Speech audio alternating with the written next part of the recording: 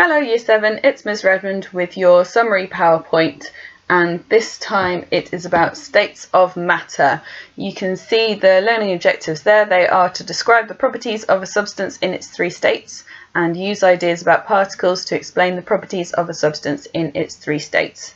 You will want a pen or a pencil so that you can make notes and so that you can do the little mini tasks that I'm going to give you as we go through. Okay, this is the particle model. We saw this in the previous PowerPoint, and it's showing you how the particles are arranged in a solid, a liquid and a gas, and we're going to come back to this several times. If you want, you could pause the PowerPoint now and copy out that diagram really accurately. Solid is the first state. Now, at primary school, you will have had practice grouping materials into different states. So you should be familiar already with lots of solid materials or solid substances. So solids hold their shape and they don't flow. Examples of solids are ice, rock, wood, most metals. If you want, you can tell me what an exception to that might be. Maybe you know of a liquid metal. Sand, paper and cotton. So you can see in the picture you've got a few different solid materials there, because you've got stone or rock, you've got sand and you've got wood. And I would argue that parts of the plant are solid as well. Okay, so pause the video now and write down some other examples of solids that you can think of. You might even be able to see them around you. Liquid is the next state of matter. Liquids form a puddle, so they don't hold their own shape. They take the shape of the container, rather the bottom of the container. Examples of liquids are water, milk, oil, petrol, shampoo, sap, as in sap from a plant. You know, when you break a plant and some liquid comes out, that's called sap. And golden syrup, delicious. You've got an example of a liquid in that picture because you've got some soup. But actually, there's some solid bits floating around in that soup, aren't there? Because you've got potatoes and peas and peppers.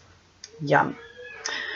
So, pause the video now and write down some other examples of liquids that you can think of. Gases.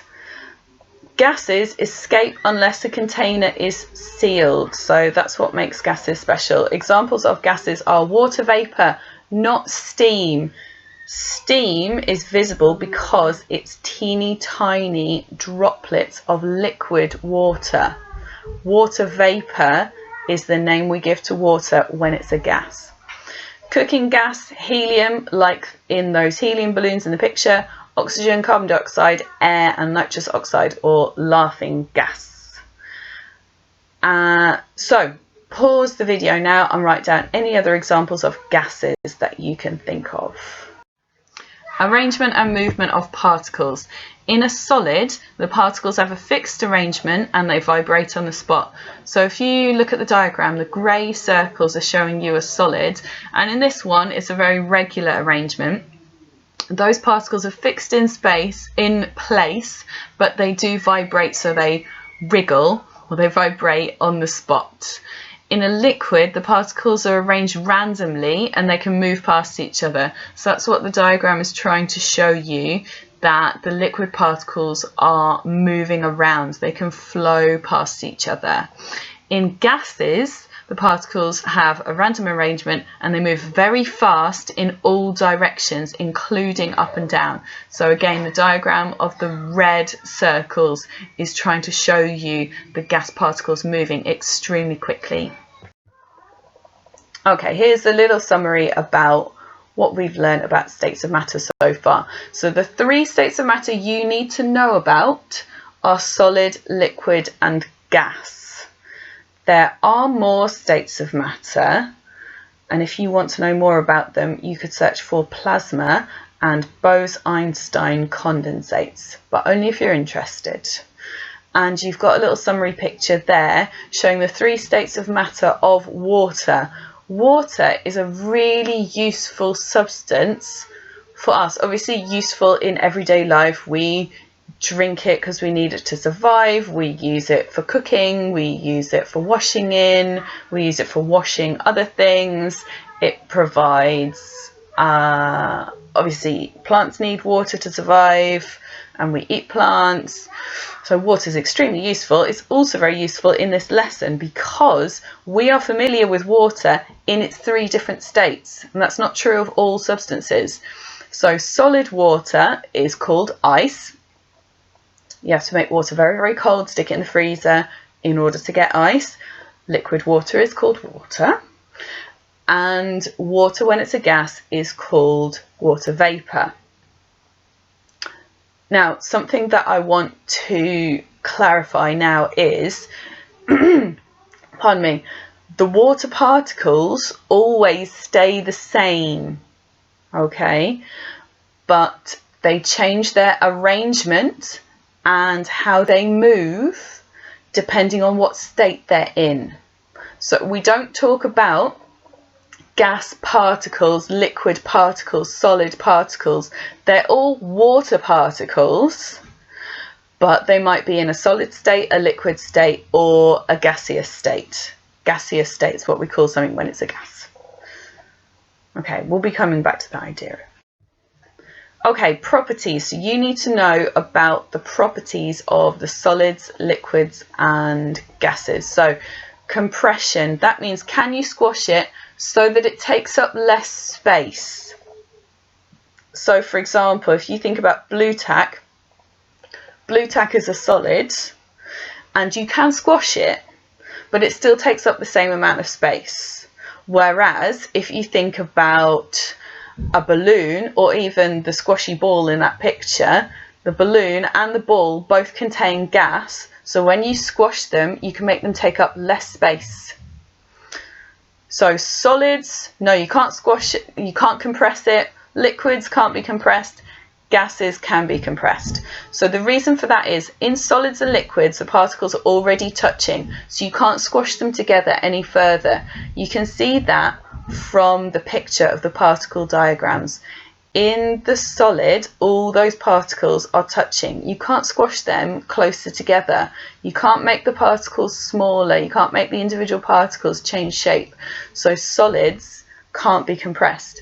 Same with liquids. Although there is more space in that arrangement, all of the particles are already touching, so you can't compress a liquid. However, gases have lots of space between the particles. When you compress them, you're pushing the particles closer together. So if you think about a balloon, that's probably the simplest example. If you take both your hands on either side of a balloon and squash it down, what you're doing is physically pushing those gas particles closer together. And that's possible because a gas has so much space between the particles. And as an extra question, what happens when you let go? So what happens when you let go of that balloon, or when you let go of the squashy ball in the picture? Write down your ideas. So the property of flow. Does the substance flow? Solids don't flow, liquids do, and gases do. So you've got a lovely picture of a beautiful river there with some beautiful liquid water flowing down the river. So in a solid, particles have a fixed arrangement, so the solid can't flow. All those particles are fixed in one place. They can't move past each other. In a liquid, the particles are touching, but they can move past each other. So a liquid is able to flow like that water. In a gas, particles are moving all the time in all directions, so it can flow very, very quickly. So an example of a gas flowing would be if you blow up a balloon and don't tie it off and let it go, all of the gas rushes out of that balloon because the gas is flowing. Maintaining shape. So how can you change the shape of a material or a substance in each of the different states? So if something is a solid, you have to apply a force in order to change its shape. For example, the can in the photo. Somebody's We'll come back to how this can has been crushed, but you can crush a can in your hand, right? You're applying a force to that can. You've learnt about forces in primary school, squashing forces. So you squash the can. A liquid will take the shape of the bottom of its container. So you can change its shape by pouring it into another container, or even introducing something into a liquid like a teaspoon into a cup of tea. That changes the shape of the liquid. A gas takes the shape of the whole container. So when you blow up a balloon, the gas fills the entire balloon. It doesn't swish around at the bottom of the balloon like water would. So solids have a fixed shape because their particles have a fixed arrangement. You have to apply force to change it. So you can see from the particle diagram that those solid particles are in a fixed arrangement, and they can't move past each other. So if you want to change that arrangement, you have to apply a force in order to break apart those particles and move them into another arrangement. The particles in a liquid can move past each other, but they're always touching, so it fills the bottom of its container. So they're not flying around all over the place, they're always touching, and gravity is pulling them to the bottom of whatever container they're in. In a gas, the particles are constantly moving in all directions, even up and down, so it fills the entire container, or if the lid isn't on, a gas will escape its container. Okay, slightly different summary slide this time. You need to remember the three states of matter are solid, liquid and gas, and you need to remember that particle diagram. So it's a really, really good idea to draw that really accurately in your notes. And you also need to remember the properties of materials in each state. So a solid can't be compressed, it doesn't flow, and it's got a fixed shape unless you apply a force.